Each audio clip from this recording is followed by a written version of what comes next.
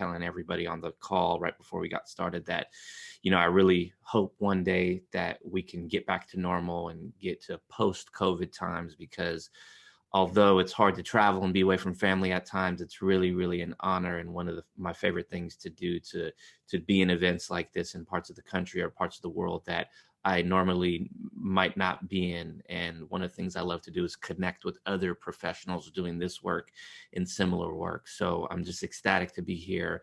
And I just want to thank you in advance for your attention. And Patty gave a really good overview of who I am. I think the only thing that I'll follow up with is, yes, I'm a psychologist. I mainly work with trauma impacted youth. I work with adults as well. Um, I found out that in order to really like serve the youth that I wanted to work with, I worked in schools too. And like, I know a lot of you work in schools as well. The people that I was working with were suffering from an immense amount of trauma. And so I learned early on in my career that if I was going to do any good in working with these young folks, that I was going to really have to become an expert in trauma-informed care and trauma-based interventions. So that's what I did. And Patty mentioned a few books that I've written. This is my first book, A Mindfulness-Based Approach to Working with High-Risk Adolescents, from 2013. This is really more like a therapy manual, like I say this, client says that, what did I say next kind of thing. And then I've come up with a curriculum, a mindfulness-based substance abuse curriculum, which is more about like a group how-to. And then finally, my last book, which was published just about a year ago, kind of brings all of my passions together, which is trauma-informed care, building authentic relationships, teaching mindfulness, those sorts of things. And the presentation today is going to be kind of a bit of a flavor of this last book. But the real reason why I'm here, like my core why, is because of my own struggles as a teenager and my own traumas and drug issues and things that I dealt with. I was incarcerated in juvenile hall about 7 different times when I was a very young teen, between the ages of 13 and 14. And very long story short, I was able to turn my life around with a lot of inner work, but also a lot of support as well. I was very lucky and privileged to come from a 2-parent household where both my parents were supportive of me and did everything they could. And I had some good mentors and therapists in my life that helped me turn it around. And 20 years later, I went back to the same juvenile hall that I used to be incarcerated in here in Oakland, and worked as a full-time unit clinician in the maximum security unit. And it was quite a trip, because 20 years later, there were still people working there who were, we call them juvenile counselors, but they're technically guards. There were still people working there in the probation department 20 years later, because, they have really good pensions. So it was quite a trip to be on that side of the door, working with people who literally used to physically lock me up. So that's why I'm here. And I really just, again, want to thank you in advance for your attention and letting me come talk about what I love to talk about. My number one passion is working with young people and working with clients. And I still work a contract in that same juvenile detention center that I used to be incarcerated in a couple hours a week, and have a private practice and run my training business, as Patty was talking about. And my close second passion is talking about doing that work, which is what we're doing here. So again, thank you. So here's what we're going to do today. I'm going to talk about 4 foundations for serving trauma-impacted youth. And I know that, we're in this pandemic right now. And so a lot of people are doing work on Zoom or doing social distance client work or whatever it is. There's an added layer of how do we do this right now? And in talking with Patty and other members of the board, I know that a lot of people in some way interact with schools. So we're going to try to keep it catered to that as much as possible. And after that, we'll probably go for about, maybe 50 or 60 minutes, something close to that. And then maybe have 10 or 15 minutes for some Q&A. So if you have questions throughout, I'm not going to be looking at the chat, because if I look at the chat while I'm presenting, I'll just get super confused and it won't be good. Go ahead and ask your questions in the chat, and then we'll have some moderators kind of take down those questions. And then when we get to the end, we will answer some of those questions. I'd love to interact live with some of you all. I think that'd be amazing. And just a disclaimer, I am very passionate about this stuff. So sometimes I talk fast. That's how it manifests. Sometimes I kind of talk fast. If that happens, I apologize in advance. Just a reminder, they are recording this. So hopefully you will get access to this to be able to come back to it. And finally, before we hop right into the content, we put in the chat a Google Drive document to a PDF that you can download to go along with this webinar. You can either open it right now to go along with the webinar, or you can do it after the fact. But my main kind of pitch for that is, if you want to squeeze this webinar training for the most juice, if you want to make it the most pragmatic, then go ahead and open that up, because there's going to be times where I'm going to be referencing something in the webinar and say something like, if you go to the worksheet and do this, this is how you'll get the most out of it. And as me and Patty were talking, in coming up with this presentation, we really wanted it to be pragmatic, things that you can take immediately after today and incorporate into your practice. And the worksheet is one way to do that. All right, so that's enough talking. Let's dive in. So here are the 4 foundations that we're going to go over today. I'm going to talk about trauma neurophysiology, and I'm going to make it very pragmatic on what you can think about when somebody is experiencing or has experiencing threat, danger, or manifested trauma. Then we're going to talk about one of the most important things that, hopefully I'm speaking to the choir on this one, but you probably already know that in order to effectively work with trauma-impacted youth, whether you're in a school setting, whether you're in private practice, whether you're in a juvenile detention center, wherever you are, it's really important to build trust and foster emotional safety. So we're going to talk about some pragmatic ways to do that. Then we're going to talk about self-regulation. One of the things that manifests with people with trauma, as you probably already know, is some form of emotional dysregulation or physiological dysregulation. So we want to have interventions to target those. That's really important. And then finally, we're going to talk about probably the question I get asked the most, which is, this is all good and well, Sam, but what do I actually do when somebody is getting triggered, when somebody in front of me is just completely losing it or having a meltdown? So we're going to talk about that as well. So let's hop right into the first foundation, the physiology of trauma.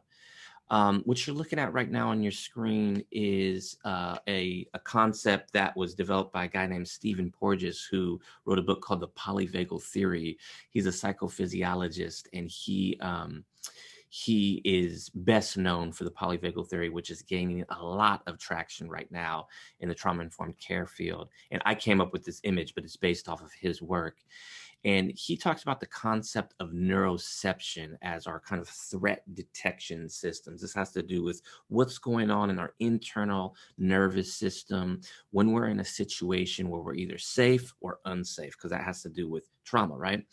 So think of the word perception, perceiving things around us. He has this term that he says neuroception, which neuroception is basically our internal nervous system subconsciously perceiving the environment around us. So it's not happening consciously, although we can say, there's a tiger in front of me, I'm unsafe. We can do that consciously.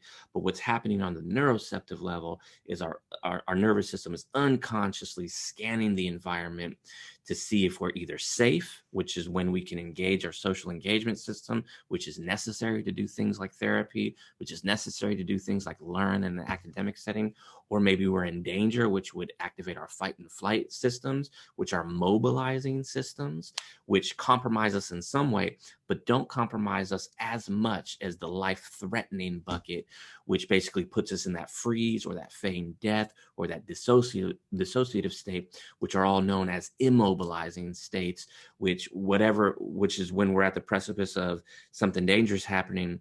Whatever is about to happen is going to happen to us because we're not fighting back or we're not running away. So all of this is happening on a subconscious level, and it's being mitigated by one of our cranial nerves.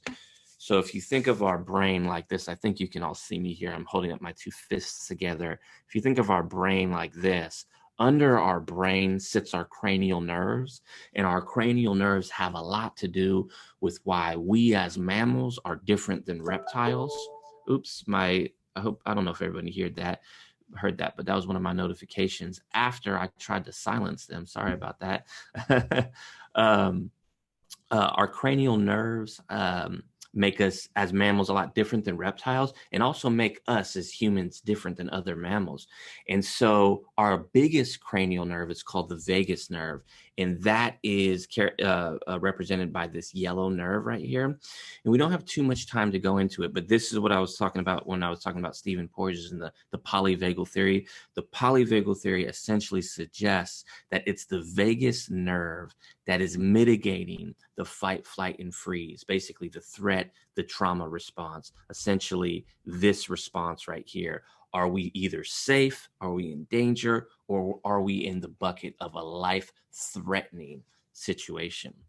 So I highly recommend his book, and I also highly recommend this book right here, which I happen to have right in front of me.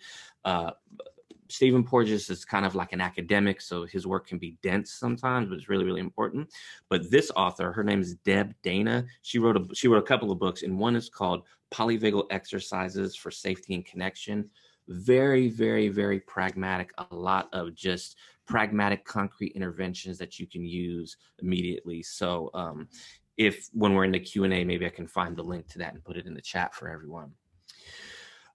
So anyways, so the vagus nerve mitigates that system, and essentially what's happening in the brain at that time is right here in the front, and I think you can see my cursor right here in the front is our represented by this red lobe is our frontal lobe, and right behind the eyes is the prefrontal cortex, which has to do with our executive function, our impulse control, our risk analysis, our future planning. And when somebody's in threat mode, when somebody's either in fight or flight or freeze, in that danger or that life-threatening situation, oftentimes what's happening is the communication in the brain between, our midbrain, which is our emotional center, our hindbrain, which is essentially our essential functions. It governs things like breathing and things like that, and heartbeat and stuff like that. When all of these are in unison with each other, we can think, right? We can say, somebody is threatening me right now. If I'm not out of the window of tolerance, which we'll talk about later, if I'm not in an extreme threat reaction, I can think, I can analyze, I can figure out what I want to say, right? But when we are under extreme threat, or at least we're perceiving that danger, oftentimes communication with the frontal lobe, and particularly the prefrontal cortex, ceases to exist, or it gets highly compromised. And what happens is, you can't see it on this image here, but inside our midbrain, inside our emotional center, is our amygdala, which is essentially like our smoke alarm. When it senses danger, that's what's happening on that neuroceptive level. When it senses danger, it's like the smoke alarm is going off. Danger, danger, danger. And it sends a message right down through the hindbrain, right at the top of the spinal cord, and essentially throws us into the fight, flight, or freeze, or feign death experiences. And what happens when that happens is we see certain behaviors, we see certain things, right? As counselors, as therapists. This is what you're looking at right now, is an image I like to call the tree of traumatic adaptations. A trauma adaptation is essentially a defense mechanism, a behavioral or psychological defense mechanism, but that's rooted in an experience of trauma in some way, shape, or form. So usually the line would be right here. You can't see the roots, right? But you could see the branches, you can see the leaves. So what do we see? We see aggressiveness in our youth. We see disruptive behaviors. We see confrontation. Sometimes we see conflict avoidance. Sometimes we see people shutting down. Sometimes we see the perfectionist, the overly compliant, right? These are all ways that youth and people have learned to adapt over time, based on those early experiences that they've had, those traumatic experiences that either put them in fight, flight, freeze, or feign death. And this is what we see. And oftentimes what we can't see, we as therapists and counselors, we are privileged in the sense that we get to this story at some point, whereas our colleagues who are educators or probation professionals or auxiliary health professionals don't necessarily get the story of what happened. We get to see what's below that dirt line, these experiences that represent the roots that over time grow and get conditioned into these defense mechanisms that are rooted in trauma. And so the thing that's really important with this image, and this is the most pragmatic part of this section of the presentation, is when we're thinking about trauma physiology. So the question might come up of, okay, that's good, that's insightful, that like I understand the information. How do I actually use this in the moment when I'm working with a young person or working with anybody for that matter who is trauma impacted and who may be displaying some of these behaviors that are sometimes difficult to deal with? The thing that we can do is what this image represents is taking our ego out of the situation. So somebody gets disruptive in a group that I'm running, for example, I can internalize that. I can take that personal. I can make that about me. And then all of a sudden I'm in a battle. I'm in a power dynamic with that person. Or I can take my ego out of it. I can think about, meditate on this tree of traumatic adaptations and what it represents, and tell myself something like, this isn't about me. This is about them. And if I wasn't here, if another counselor was here, probably the same behavior would be happening.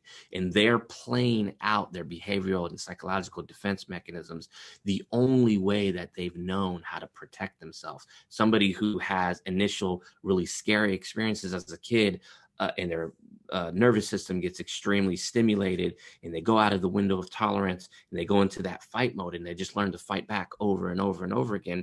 Over time, that gets conditioned into aggressiveness. So when I can hold that perspective, I can take things less personal, and I can have more compassion for the people that I'm working with. And when I'm able to do that, I'm able to respond more skillfully, because their defense mechanism, like their protective mechanism, that is their armor, right? And if I get activated and stepping out of the bounds of my own awareness and get reactive, then my armor can get activated.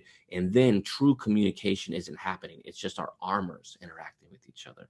So it's really important from the base to know that when it comes to working with trauma impacted youth, there are times when they're going to get triggered and it's not about you. And it's so important to not take it personal and step to the side of your ego so that you can skillfully interact with them. So that's foundation one. Let's talk about building authentic relationships. I'm going to skip this slide because it's just me sharing a quote where basically somebody is saying building authentic relationships are some of the most important aspects of this work. Whether you're just starting out as a counselor or whether you've been doing this for 30 years, you know that enabling trust and emotional safety is critical to get people to be receptive to you and to be receptive to the interventions that you want to promote, right? And there's been a lot of research on this. I'll just cite one quick study because we already talked about Stephen Porges and the polyvagal theory. He did some research to show that he did a seminal study in, I think it was Romania. It was an orphanage in like a war-torn country. And basically in the orphanage, the babies, they were all infants, they're all very young. The babies, because the orphanage was so overstressed and underworked and people, would come and go all the time, the babies were getting passed around like hot potatoes, basically, right?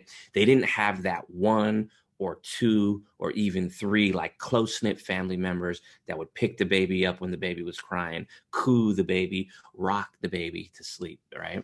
And so basically what they found, long story short, I'm not going to go into the details of it, but basically what they found is that in a study where they put some resources into the orphanage and split the group into two, and one of the groups essentially got a stable caregiver, one or two caregivers over the course of 24 hours who would pick up the baby when they would cry and basically try and rock them back to sleep and soothe them, that those kids would grow up to have way less of a prevalence of reactive attachment disorder. And if you don't know what reactive attachment disorder is, it's one of the trauma disorders in the DSM, and it has to be diagnosed under 5 years or under, and it's characterized by youth not being able to get soothed by the adult resources in their environment. So a 3-year-old has a meltdown. Oftentimes what happens is an adult comes, tries to pat him on the back, tries to hug the kid, right? It may be very, very difficult at times, but over time, that kid will learn to soothe themselves and co-regulate with that adult. Kids with reactive attachment disorder don't do that. They don't respond well to the adults in their environment when they're really triggered outside of that window of tolerance. So when you build relationships, right, this is from the start. When you build relationships, self-regulation starts with co-self-regulation, and that from the start builds resiliency over time. Babies who are securely attached have more resilience in the face of trauma than those who aren't. Those who aren't are more likely to go through a threatening situation, a dangerous situation in their life, and develop PTSD and other trauma symptoms than those who are securely attached. So the relationship is really, really important. But what are the nuts and bolts of building a relationship? A lot of you are counselors and you know this, right? If we were doing a day-long workshop or a multi-day workshop, I would say, think about your relationships in your life, in your professional setting.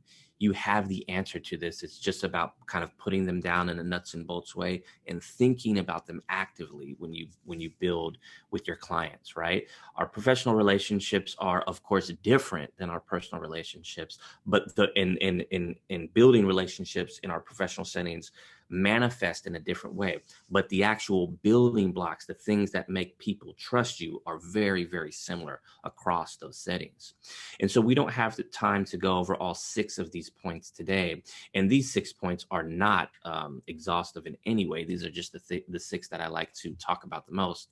But I'm going to go over 3 of them pretty briefly, just to kind of give us a plant a seed to basically foster and nurture this idea that the relationship and trust, none of this work can be possible, or it would be very hard for youth and clients to be receptive to us when they've been traumatized, particularly traumatized by interpersonal relationships. And now we're another relationship in their life. If they don't trust us, it's going to be very difficult for it to work. So I'm going to talk about 3 very pragmatic ways to build rapport and build trust. A lot of this probably won't be rocket science to you all. Like, you've probably done this in your practice already, and that's good. But the key that I've already said once, I'm going to say again, and I'll probably say one more time before this segment is over, is that we have intentional awareness around these. So it's not just like, oh, my rapport with client X is okay and client Y is great and client W is not that great, and that's kind of it. That's kind of like a passive attitude. It's more like, what am I doing to build and foster emotional safety in this relationship? Where am I at with this person in the treatment plan right now? So let's start by talking about deep listening. You're looking at a picture of a man named Thich Nhat Hanh. He's a Vietnamese Zen monk who's very famous. He was an activist against the Vietnam War, and he's very well known across the world for teaching mindfulness and teaching reflective listening and things like that. And one of his practices that I came across is called deep listening. And again, this isn't going to be rocket science. This is like, again, you're a counselor, right? And I'm saying, listen, right? But again, it's coming back to some of these basic, simple techniques, but making them even more powerful and pragmatic, particularly when you're working with trauma-impacted populations and working with youth. And I'll talk about why in a moment. And so what is deep listening? It's the type of listening that can help relieve the suffering of another person. It's like compassionate listening. You listen with one purpose: to help that person empty their heart, right? So deep listening is not a youth or a person starts talking about their issues and then you all just automatically go into solutions focused mode. There's nothing immoral about solutions focused mode. There's nothing wrong with it, but there's a time and a place for it. And it's really important to know that when you're trying to foster trust and safety, that sometimes if you jump into solutions focused mode too fast, that it could miss the human being that's sitting right in front of you and make them feel a little bit less seen. And functionally, what deep listening is, like what you're actually doing in the moment, is you're having some awareness on your body, like you're keeping your awareness present here and now. So you have some awareness on your body. And then the majority of your awareness and your attention is on the person in front of you, listening to their story, listening to what they're saying, being present. Doesn't mean you never talk, but it just means generally you're there with them, and you may have some reflective phrases, and you're basically in listening receptive mode. And why is this so important? It's so important because, especially with youth and especially with trauma impacted youth, but this goes for adults as well. This goes for, especially for folks that are from marginalized communities as well. Youth and people from marginalized communities often just don't get listened to. So when you actually give a young person the time of day as an adult, when you actually are meta communicatively communicating to them, what you have to say is important, and I'm here and I want to listen to it. I want to know you. I want to know your perspectives.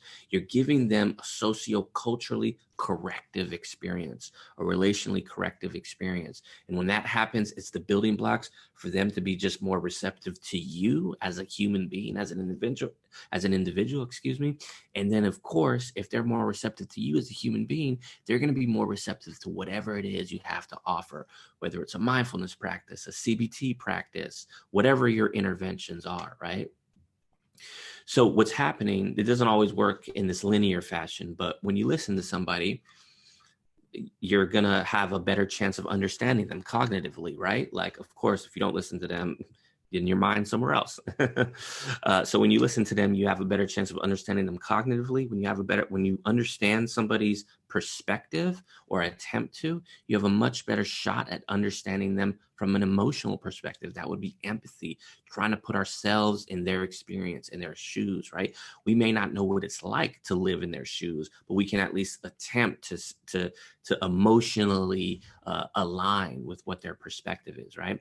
And when you do that, you're much more likely to feel true, pure compassion for them, the wish for their suffering to reduce, to go away, the wish for them to heal in some way, shape, or form, right?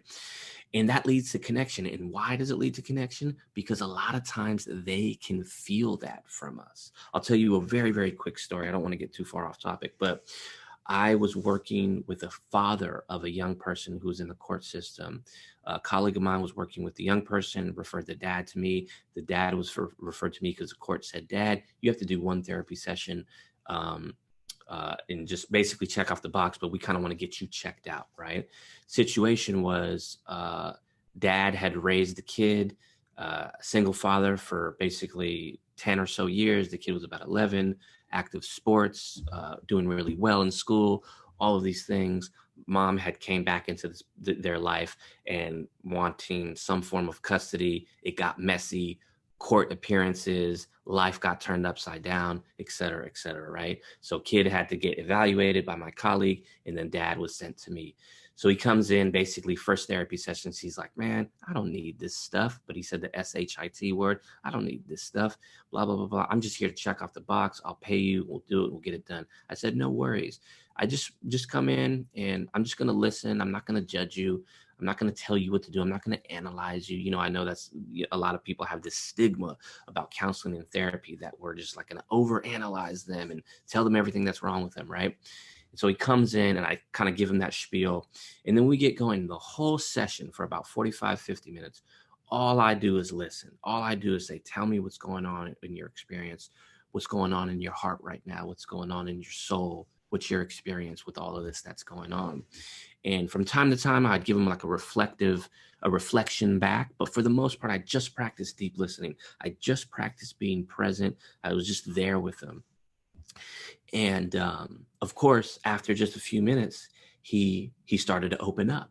And then the waterworks came. He started to cry. He had never cried about this. He had no outlet to talk about this extreme stress that was in his life right now, right?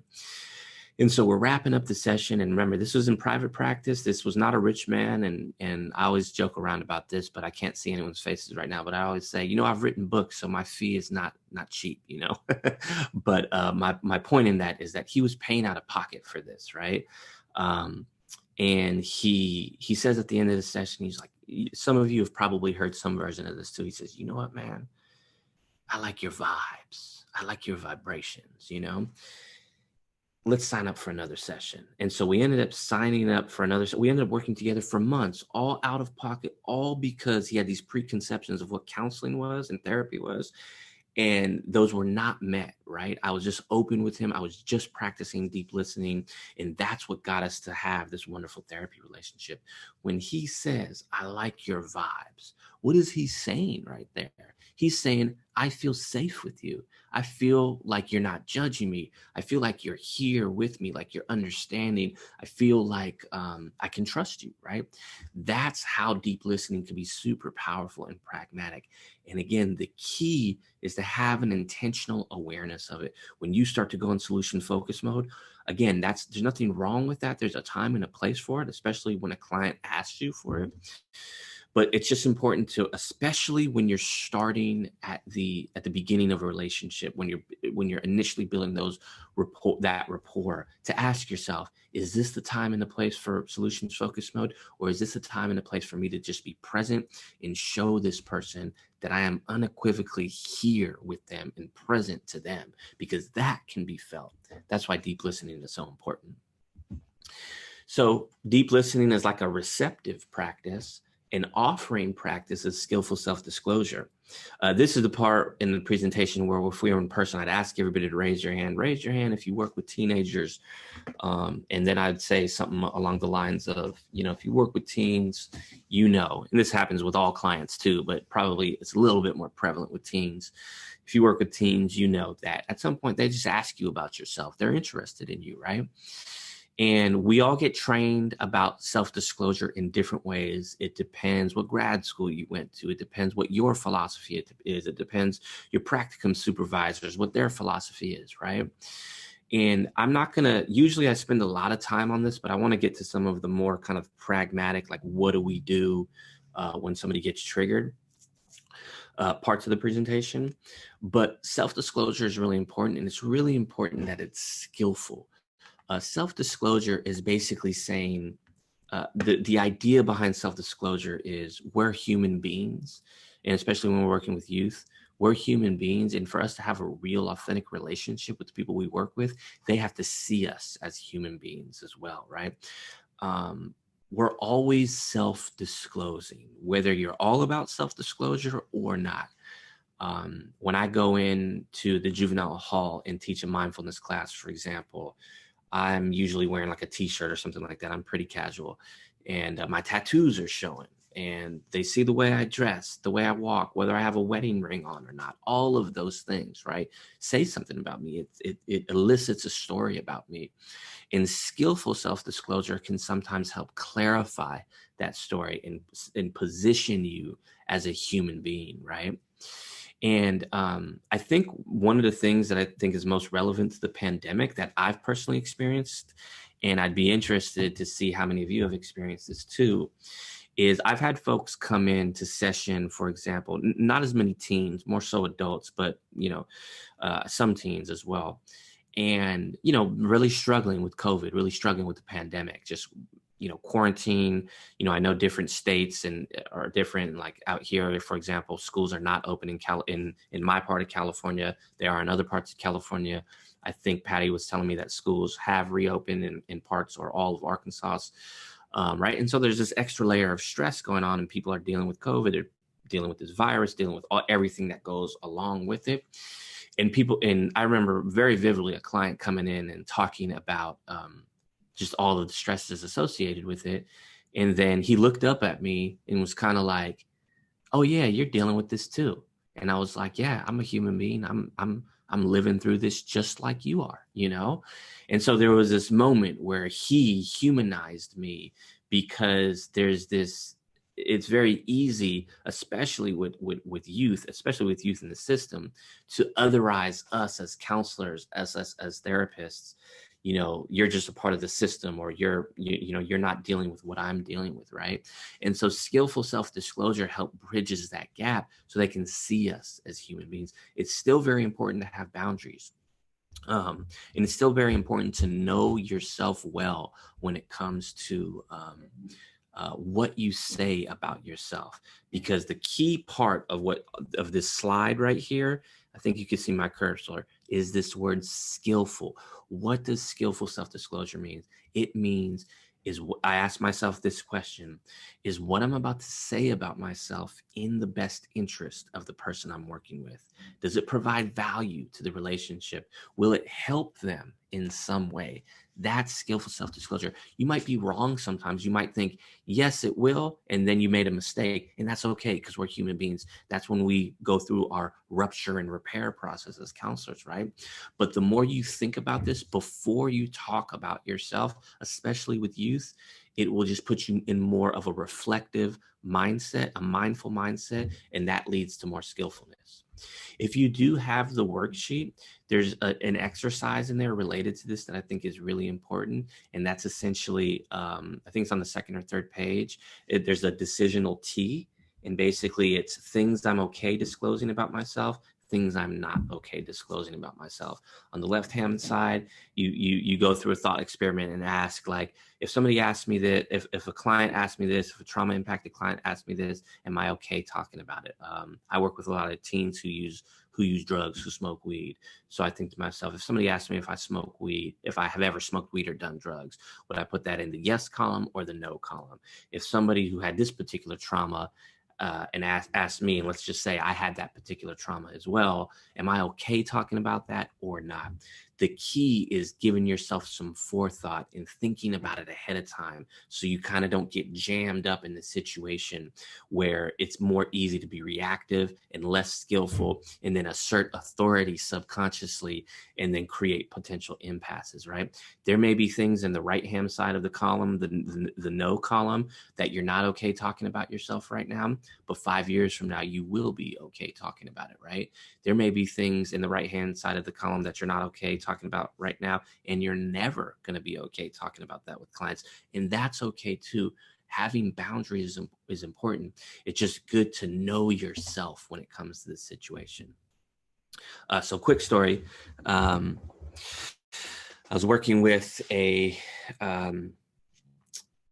very intense gang member. He was 16 years old and he was very much in it. Like basically he was telling 23-year-olds in the street what to do. Basically that he was like a sergeant or a general or whatever you call it, right? And I don't know how it is in Arkansas. I'm sure it's similar, but here in California, there's some very intense militaristic ways in some of these gangs, right? Because they're all connected to the prison system.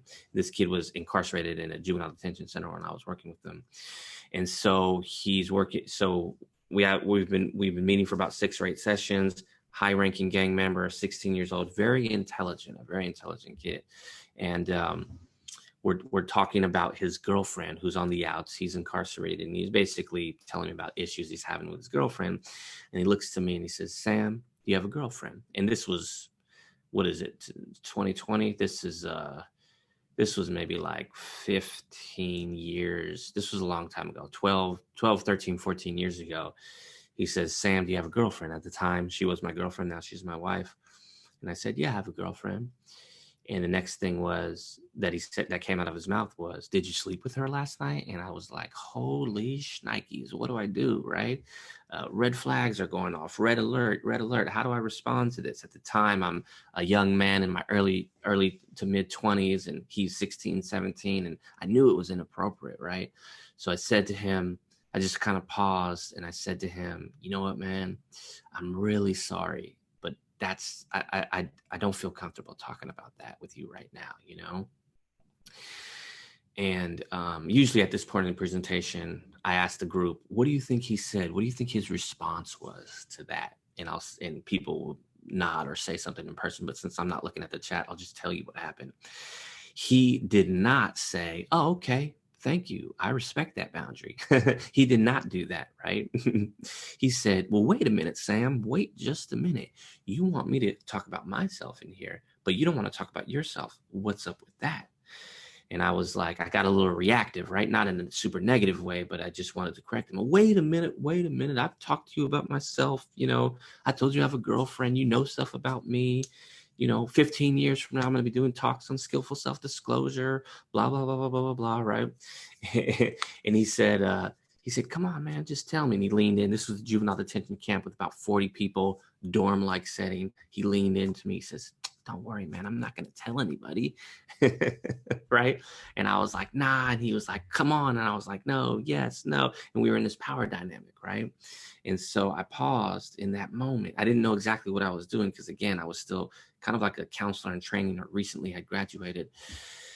And I just paused and I thought to myself, how am I feeling right now? This is one of the most important things you can do. One of the most important places you can incorporate mindfulness into your work. I thought to myself, how am I feeling right now? I'm feeling punked. I'm feeling challenged. So I did kind of the timeout thing with him. And I said, you know what, man, right now I feel kind of punked.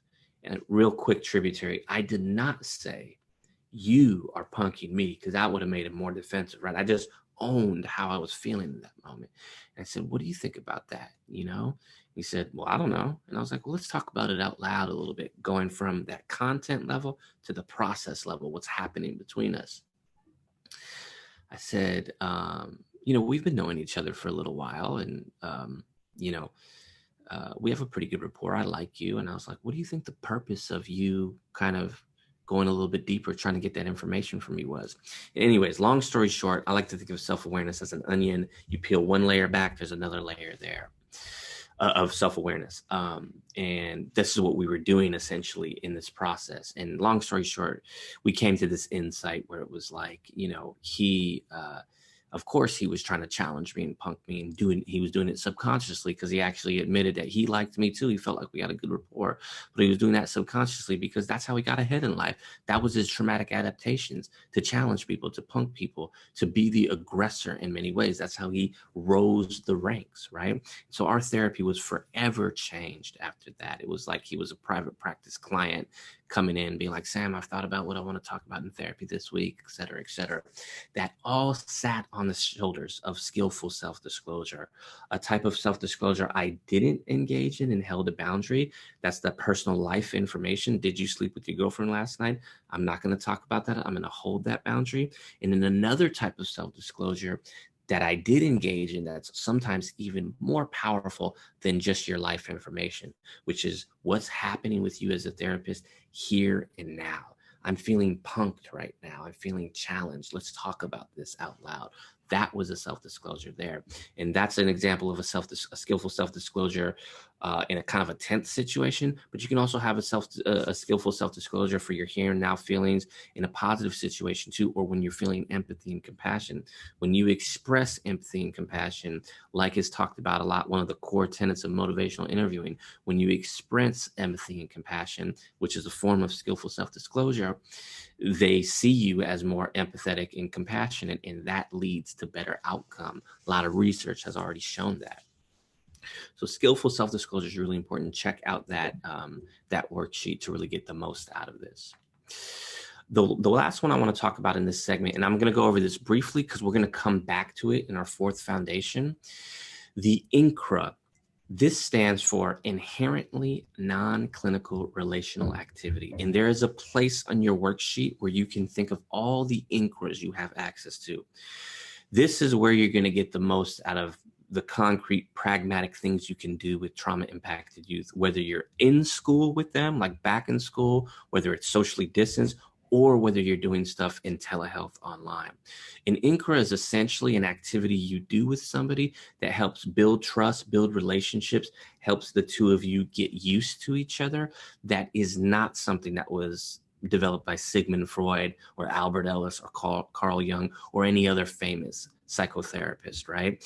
Playing cards, eating food, going on a hike, playing basketball. Probably all of you have done this before. The key, again, is to keep it intentional. When somebody comes into my office and they say, I don't want to be here, I don't have anything to talk about, and that resistance comes up, right? Because that's a lot of young people. And I say, forget about that therapy thing, man. Let's just play some cards right now. And we play some cards, and I ask them, like, it must be tough to have your probation officer and your teacher and your mom breathing down the back of your neck. And then next thing I know, this person who said they don't want to talk about anything, we're playing cards, and they tell me their whole life story, everything that's going on.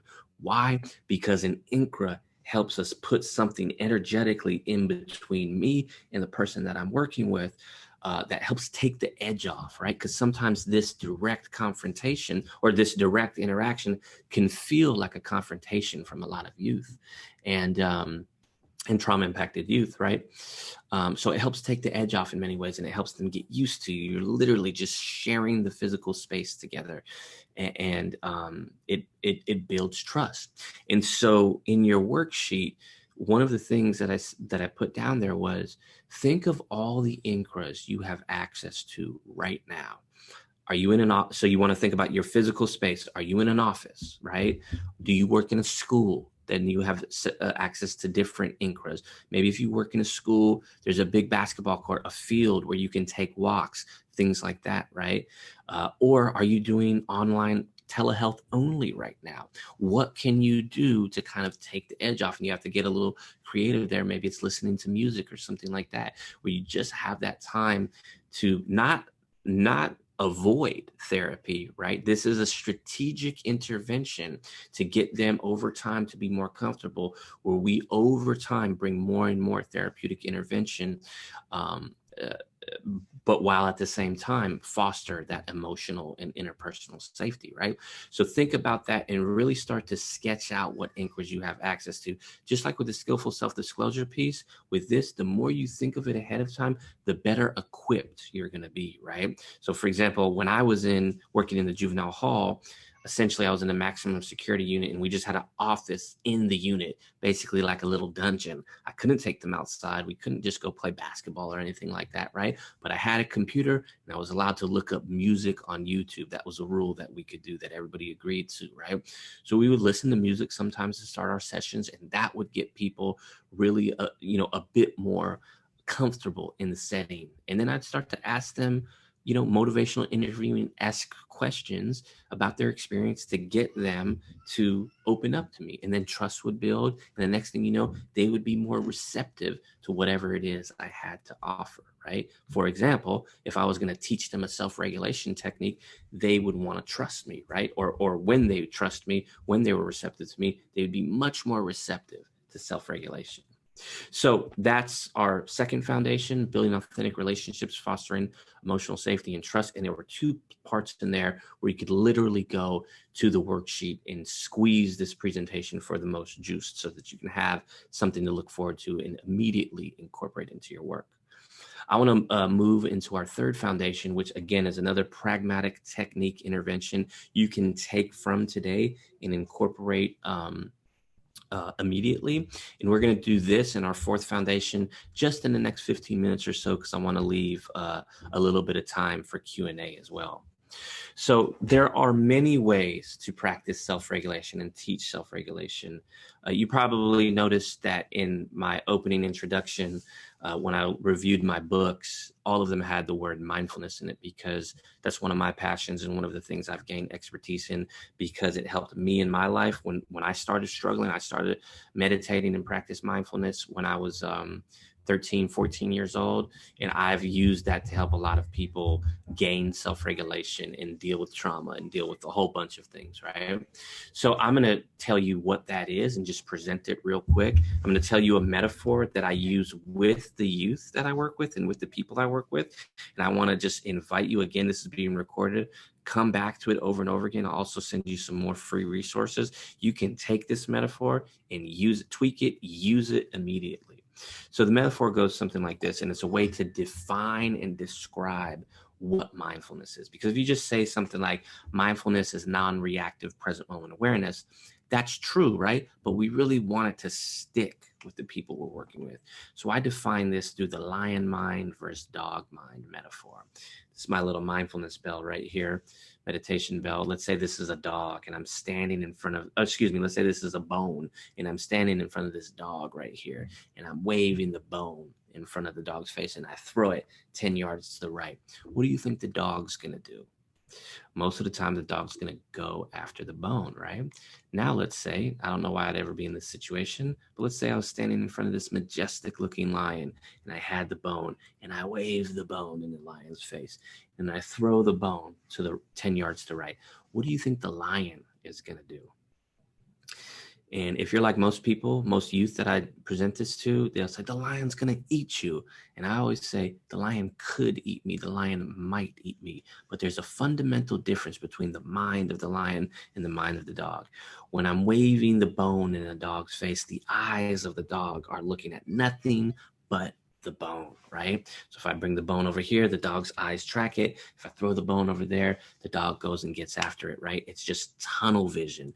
The dog only sees the bone. It represents the dog's whole reality, at least for those moments, right? So if I control the bone, I control the dog's reality. But it's different with the lion. When I'm waving the bone in the lion's face, what are the eyes of the lion doing? Most likely, I'm waving the bone and the lion is just clocked right on me, right? Can the lion see the bone? Yes, the lion can see the bone, but it's a small piece of a larger reality. And because of that, the lion has more autonomy, has more choicefulness. I throw the bone over there. The lion can look over there and say, do I want to get that bone? Maybe yes, maybe no. Maybe I will eat this guy. He's got more bones in his body than he does in his hand, right? That autonomy, that choicefulness is awarded to the lion because the lion sees the bigger picture. And that's what mindfulness is. It's seeing the bigger picture. So if we take the analogy one step further, when anger arises inside of me, let's say, or depression or anxiety or stress or even just thoughts, when anger rises inside of me, if I react with the mind of the puppy or the dog, I have tunnel vision. I just do whatever it is I do when I get angry. I cuss, I fight, my heart pounds, whatever it is, it's just an automatic behavior, right? But if I respond with the mind of the mind, with the mind of with the mind of the lion, sorry, um, when anger arises inside of me, then it's different, right? I might have the thought, I'm angry right now. Even just that one thought is a meta thought, like a metacognition, right? That's not happening with the dog or the puppy, right? It puts a little distance between me and the anger itself. Or I may have the thought or the insight, I've been angry before, I'll be angry again, right? This isn't going to last forever. Again, putting more distance between me and the experience itself. I'm not my thoughts. I'm not my depression. I'm not my anger. It's an experience that rises inside of me. And the more I can disidentify from that, the more I can see the bigger picture and consciously respond rather than react. That's what mindfulness is. It's about being present with a non-reactive attitude. And that's what I teach all the youth that I work with and all the clients that I work with who are interested in mindfulness. And I use that metaphor as the entry point because now I don't have to I don't have to say mindfulness or meditation or anything like that. I can just say the lion mind. I work with a kid in a school. He got in trouble in school in between our sessions. He comes back to session and I can say, so what happened for you there? Were you reacting with the dog mind or are you responding with the lion mind? So it's a language thread that we can reference over and over again. And when I say lion mind, they get the visual of the lion just sitting there with the bones going across the lion's face and the lion not reacting, right? And consciously choosing how they want to respond. So that's why it can be super powerful when you to teach people things like that, right? So what I'd like to do is just take about a minute or two and take you through a brief mindfulness meditation. This is completely optional. You can do it with us right here, right now. If you can't do it because you have kids running around in the background, that's okay. This is being recorded, but I want to give you a sense of like, okay, I taught them what the concept of mindfulness is. Now here's an actual pragmatic practice that you can teach to folks that can help them learn to cultivate the lion mind. So we're just going to do this for about 90 seconds, a minute and a half, 2 minutes. I want to just invite you to sit in a comfortable position. If you want to close your eyes, you can, but you absolutely don't have to. If at any point this doesn't feel right to you for whatever reason, you can come out of it. Just take care of yourself. But when you hear the sound of the bell, just start by taking a couple of breaths in and a couple of breaths out, and then just wait for further instructions.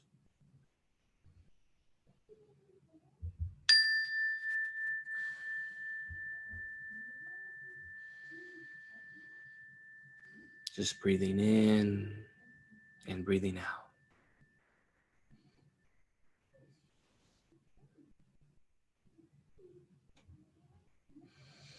Take a moment and notice where it's easiest to sense your breathing.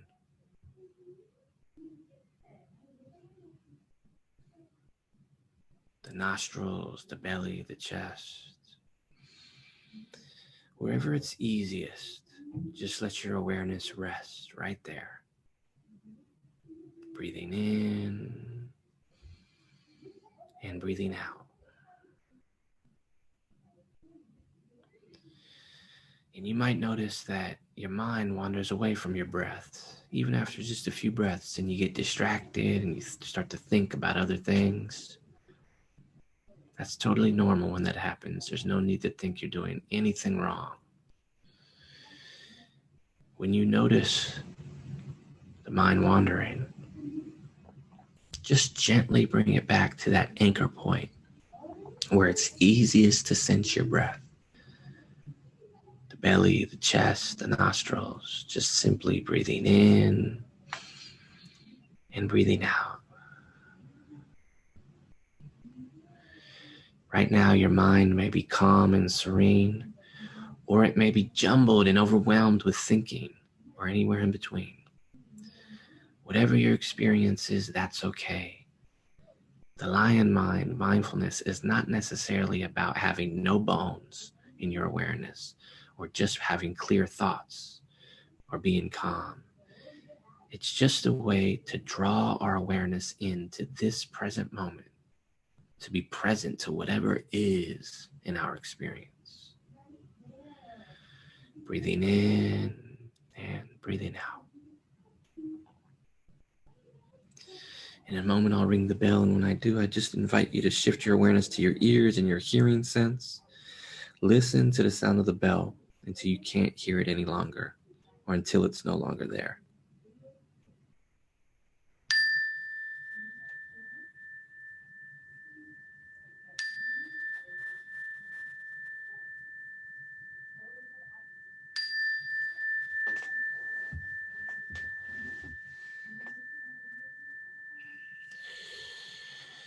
And then when you feel comfortable, if your eyes were closed, you can slowly open them, expanding your awareness to the rest of the room, coming out of the formal exercise.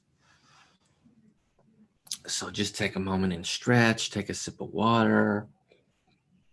I always like that part in the presentation because I'm in go mode presenting, which I love to do, obviously, but it's nice to, even though I'm teaching the mindfulness activity, it's nice to be a part of it and just kind of reset a little bit. So real quick, I just want to highlight the lion mind one more time. We're not trying to calm down. We're not trying to have no thoughts. That's not what mindfulness is about. Having no thoughts and being calm is a different type of exercise, which can be super helpful sometimes if you get good at it. But mindfulness does not presuppose a particular state of mind or being. It's just about being present to any state of mind or being. And so these myths of I can't meditate, I can't calm down, I can't clear my thoughts, and that's why I can't practice mindfulness. Just remember, we're just trying to be present with an attitude of non-reactive awareness. We're not trying to say there's no stresses, there's no bones in our experience, right? Whenever that comes up, just remember, it's just about being present to that with an attitude of equanimity or non-reactivity, right? And so again, I teach this to youth all the time. I teach this to heavily impacted, trauma-impacted youth, to addiction-impacted youth, to gang members, to people who a lot of people from the outside would think, I wouldn't think that you could teach that to gang members, or how do you do that, you know? And I say the same thing every single time. Usually I make a joke when I'm in the audience, when I'm doing a keynote or something like that, where I say something like, you know, it's amazing what you can get your clients to do when you treat them like human beings, right? Because a lot of people who work with detention-centered youth or whatever, you know, it's easy to kind of just have that institutionalized mentality at times. So it's important to be like, these are human beings that I'm working with, right? And then everybody laughs. But the real answer is reference the last foundation, right, that we just went over.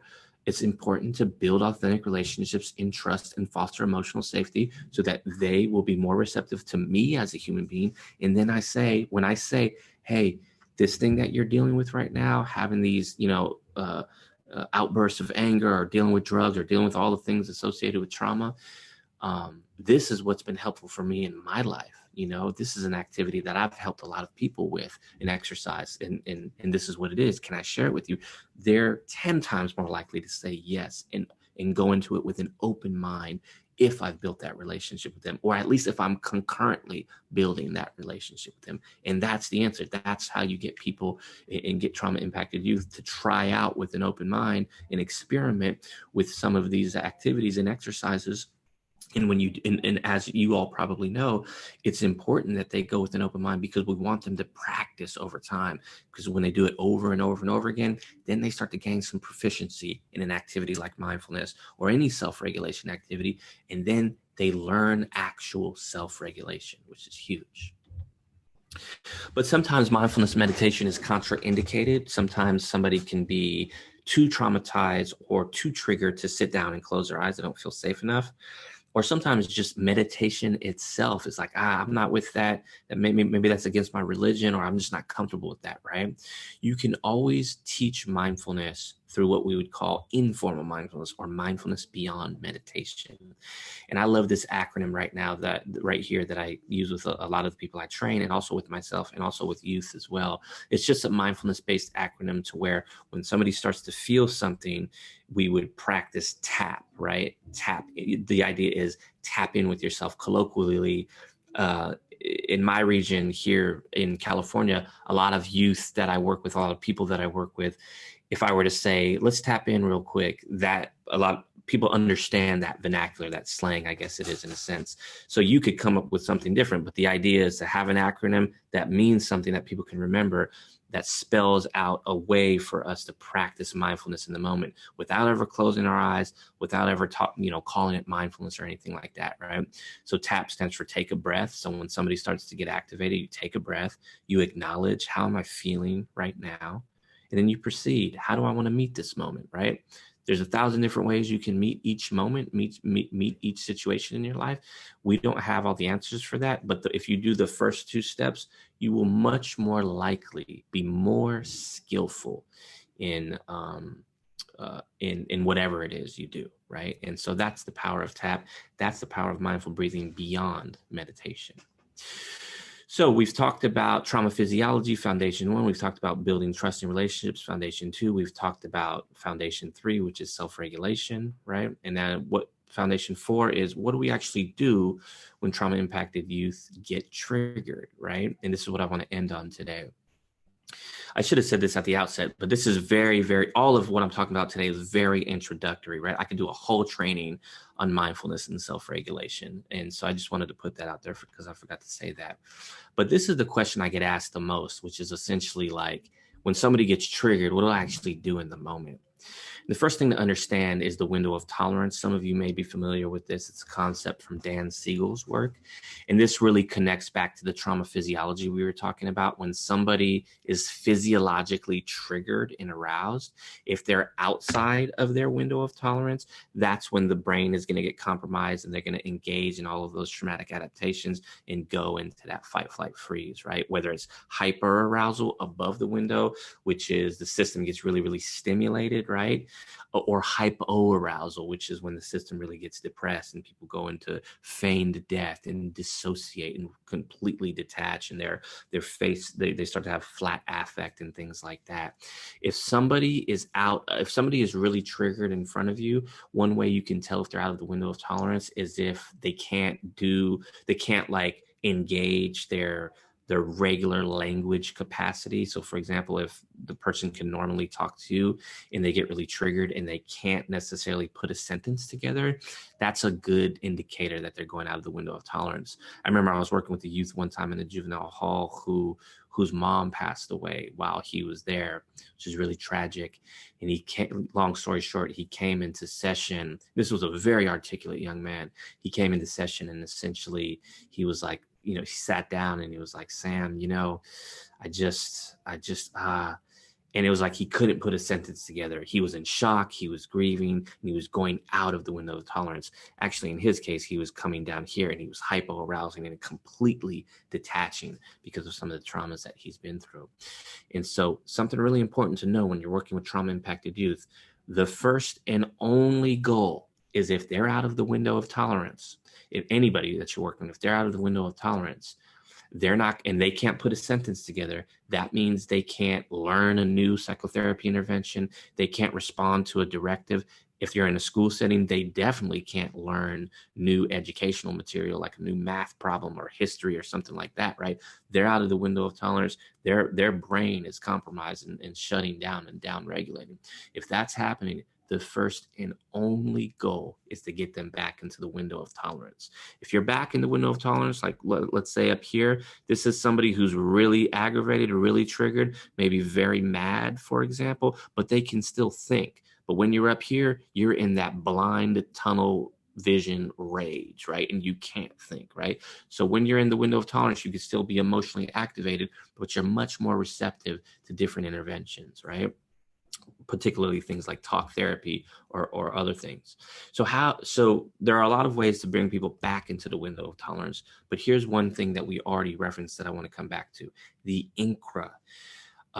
There are many ways that you can practice inherent non-clinical relational activities, but one subset of those is what we would call somatic INCRAs. And somatic INCRAs are anything that bilaterally engage your internal nervous system. So if anybody here has trained or heard of EMDR, what EMDR, which has a big research base behind it for PTSD. What EMDR is built upon is something called a technique that enhances bilateral stimulation. Essentially, both sides of the brain, both sides of the nervous system are getting activated. And what that does is it produces rhythm in the body and in the nervous system, and that leads to regulation. And this person, Deb Dana, I referenced her book earlier. She has that phrase in her book a lot: rhythm leads to regulation. Rhythm leads to regulation. So go back to your assignment on the worksheet where you penned out all of your INCRAs that you have access to, and think about things that are somatic, that gets the body moving in some way, that could lead to bilateral stimulation. Even things like going for a walk. I mean, it sounds so simple, right? But if you're able to get out of your session, out of your office with somebody who's really, really triggered and walk around the courtyard in the school, that sometimes in and of itself can bring them back in the window of tolerance. Or with many youth, I've done just that, but they've been so triggered that something like that doesn't work, that I'll pick up a basketball and I'll start dribbling the basketball. And as we're walking, I'll hand them the basketball and they'll just start dribbling the basketball and going from one hand to another. You're bilaterally stimulating different parts of your brain and the nervous system, and it over time brings them down. That youth who I was talking about before, who came in, who lost his mom, he was in shock. I was in the detention center. I couldn't go outside. We were literally locked in a dungeon. So what did I do? I pulled up some music, some of his favorite YouTube music clips, and put the headphones on him. And he just put his headphones on, and then he starts going like, and I did this for about 10 minutes at the beginning of the session, so like 3-4 songs. And he just starts going like this, boom, bobbing and weaving his head, right, to the rhythm and the beat, even just a movement like this. It's not about the type of music at this point. All it is about if it's getting him to do this, right? And so it gets him to do this. 10 minutes go by. He takes his headphones off, basically says, wow, I can't believe my mom passed away right when we were trying to reconcile. They had been split apart and he wasn't raised by his mom. They were trying to reconcile. So so he says, we were going to call her, Sam. It's so wild that this happened, right? So what's the first thing I noticed after that, after the music? Now he can put a sentence together. So now he's coming back into the window of tolerance, and now he's going to be more receptive to talk therapy, to CBT, to trauma-informed somatic interventions, mindfulness, all of those things. So go through and circle the INCRAs, or think about things that you can do to get people moving physically. This isn't the only way, but it's one way to get people back into the window of tolerance. Excuse me. So we don't have time to go over this, but of course, the fifth foundation for trauma-informed care is self-care. Please remember to take care of yourself as a clinician. You are important. The work you do is extremely important, and we want to show up as our most attuned self. This is what we talked about today, and I want to save about 10 minutes or so, 10 or 15 minutes for some Q&A. Real quick, I just want to go over, because I will definitely forget to do this. But some of you may be thinking, like, how do we do this sustainably? How do we practice trauma-informed care? Like, this is great. We're getting this training, but how do we move forward? The key is repetition. The key is commit yourself and engage yourself in trainings. Our trainings at the Center for Adolescent Studies that you may be interested in, we have an ongoing evolving community. It's very affordable. It's called the Heartspring Community for Helping Professionals, where you get access to self-care and resiliency mini courses. They're all just an hour long. They all have CE. We just got approved for MBCC, so everybody who's a counselor really in the nation can get access to it. And then we do 2 live calls a month as well, where we actually interact. Then we also have the Trauma Toolkit community, where we have 30 hours of asynchronous self-paced training, where if you want to go deeper into what we were talking about today, you have access to that for life when you sign up for it. And we do 1 live call a month, because again, the idea here is we want to keep the conversation going. It's not just a one-off training. If you really want to get good at this, whether it's self-care, resiliency, trauma, substance abuse, it's about spiral learning. Come back to it over and over and over again. And then finally, we have a mindfulness-based substance abuse facilitator training coming up. This is more of a robust training. It's 3 days. It's based off of my second book, so it's a curriculum certification, and it's coming up in a few weeks. And you can get to all of this through the website. And that's a 3-day live training on Zoom, of course. And then we do a monthly follow-up after that as well. So with that being said, why don't we hop into some Q&A? I want to respect everyone's time. I think what I'll do here, just since we're going into Q&A, is I'm going to stop sharing, and I'll just put the link here for that last training, just because the other 2 are, you can sign up for those at any time, but the last training is kind of a time sensitive thing if you're interested in that, but no worries. And also I forgot to say, we have a bunch of free trainings too, a bunch of self-paced online free trainings. We have one called Teaching Mindfulness to Teens. And if you were like, oh, I like that, what's it called? The lion mind versus dog mind metaphor, and I'd like to be able to come back to that over and over and over again, I talk about it in there as well. So with that being said, questions? All right, Dr. Himmelstein, we do have a question in the Q&A. Okay. And the question is from Jenny Redding, our president-elect. Do you work with clients, families, or other service providers on possible differential diagnoses? For example, if that young person had been diagnosed or labeled with ADHD, ODD, or other disruptive disorders, do you unravel that with them or others in their system, considering other frames like trauma or attachment-based, or wrap in other biopsychosocial factors like sensory sensitivities? Understanding diagnoses are needed for certain reasons, but using that more as a lens than as an end game, and considering other frames and lenses as well. Yeah, that was a lot, but short answer is yes, absolutely. I work with, I mean, differential diagnosis. We as counselors, we as licensed clinicians, I mean, to me, that's part of our job, right? And at least in my state in California, as a licensed psychologist, that's something that is expected of me in many ways. And so, for example, just real quick, there are a lot of symptoms in ADHD, for example, that show up in developmental trauma, right?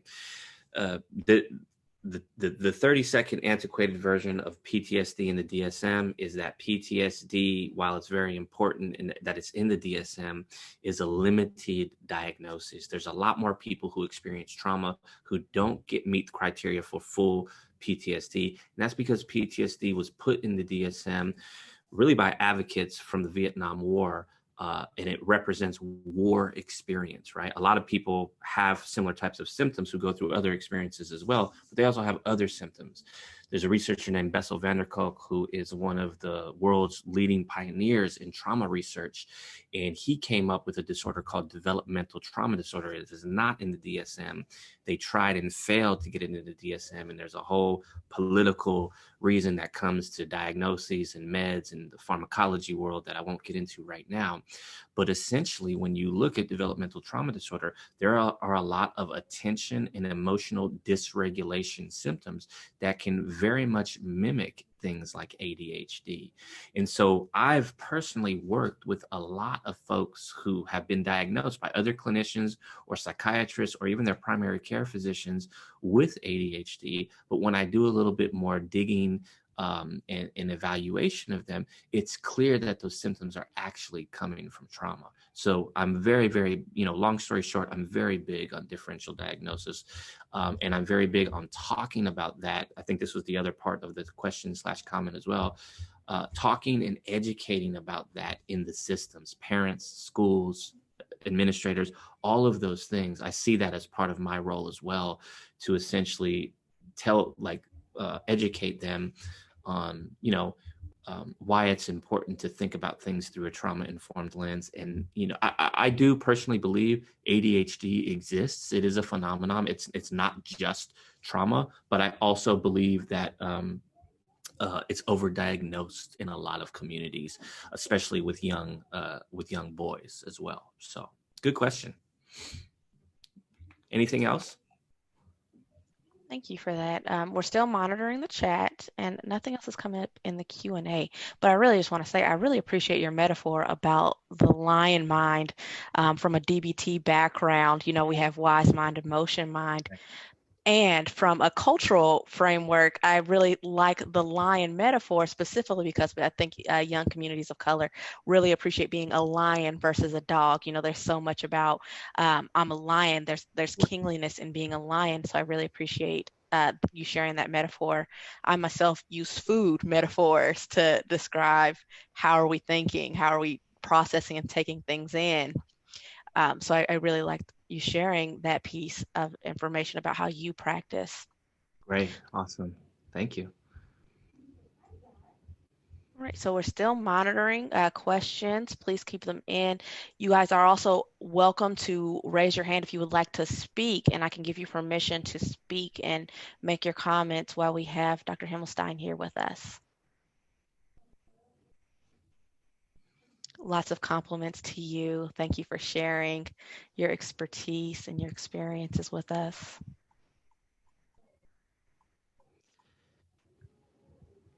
Apparently I can't be seen right now, but again, thank you so much. I mean, like Shani said, you're getting a lot of compliments through the chat, and I myself am just grateful once again because I have, thanks. I became familiar with you through training and additionals. And so I just always take something away from what you have to give. So thank you so much for sharing with us today. We do have a question. Do you ever find that your teens need to do exposure work due to their trauma?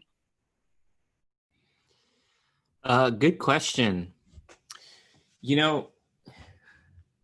That's a great question because I think about this all the time. Although I don't characterize mindfulness this way, it is a form of exposure if you think about it. Like what we're doing, for example, is whatever the bone is in their experience, which can sometimes be a traumatic memory, for example, or the dysregulation that comes up physiologically. We're trying to get them, when appropriate, of course, to learn to be present to that with a non-reactive mode. And so there is an element, like I said, I wouldn't describe it as a straight behavioristic exposure technique, but there is an element of it that is very exposure-like. Another piece to that is, while again, I wouldn't necessarily describe it as solely an exposure technique, but getting people to sometimes put up boundaries in their lives means that they may have to confront people or situations. And of course, when we do that, we would work with them for a number of sessions to get them to think about what might happen, what reactions may come up in them, how to deal with the situation if it goes this way or that way or this way. And then they would ultimately engage that and implement that. And that also is some form of an exposure technique. Again, I wouldn't solely say that. So I haven't had experience just doing like the pure form of behavioralistic exposure. But there is elements in it in terms of my experiences. There's elements of exposure in some of the interventions. So that's a good question. And before I forget, I pulled the link. This is a direct link to my website for the free mindfulness course that I just referenced if folks want to check that out. Completely online, totally free, and CE. So there you go.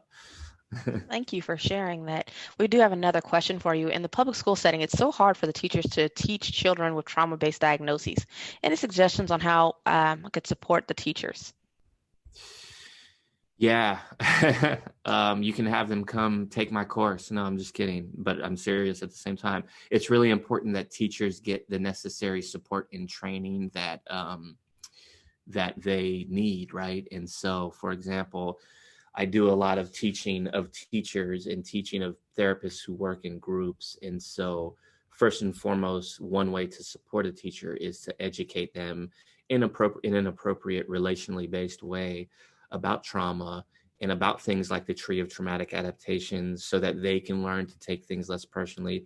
And then you can also give them feedback and support of how to teach from a trauma-informed perspective and do things like we would call in our advanced training, we call it front loading your classroom, which is putting interventions in your classroom in your day, throughout the week, so that if somebody gets triggered, for example, and then all of a sudden you're like, let's all do a breathing technique. And everybody's like, what the heck are we doing right now? It's coming out of left field, right?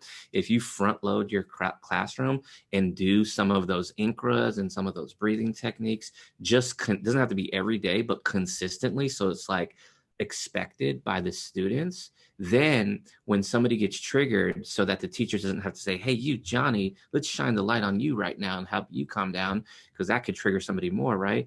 You can just do one of those things at the classroom group level, and it's not coming from outer space. It's not coming from left field. So that's just one example. But really the key is I look at my relationships with teachers or with guards in the juvenile halls or whatever.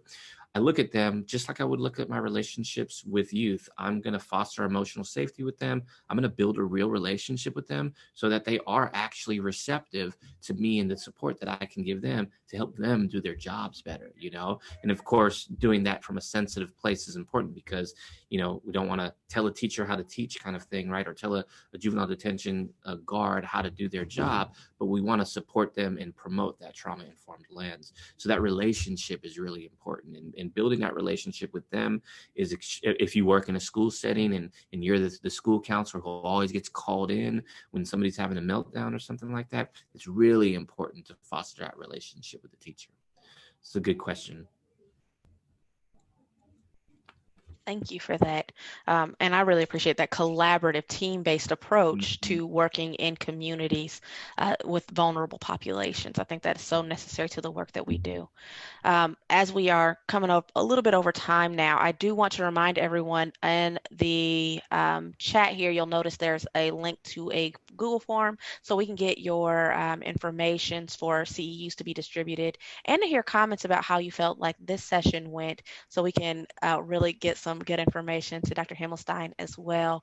So please be sure to click that link as you're exiting. When I close this browser up, you will also be directed to our post survey. And any more questions for Dr. Himmelstein? We have one more. And the question is, could you briefly say what is trauma-informed versus not trauma-informed? Yeah, trauma-informed is essentially taking into account the potential for someone's trauma and using that as kind of like a base mind frame. This behavior, this disruption, et cetera, could be coming from trauma. And not being trauma-informed essentially is just not thinking about that at all, and not taking into account that somebody's behavior, somebody's presentation it's not taken into account that that could be due to something that happened to them in the past. So. Well, Sam, thank you so, so much. So grateful for your time and for your teaching, your words of wisdom. Thank you so much for all that you do for adolescents and for sharing that with us today. And thank you to everybody else for attending. For sure. Thank you so much for having me. It's been an honor. Thank you. Everyone, please be sure to come to our other sessions that we have throughout the day and tomorrow. As a reminder, they are entirely free. We are excited for you to join us on our 75th annual celebration, distant but not distant. So we'll see you all later today, hopefully, and I hope you all have a wonderful day.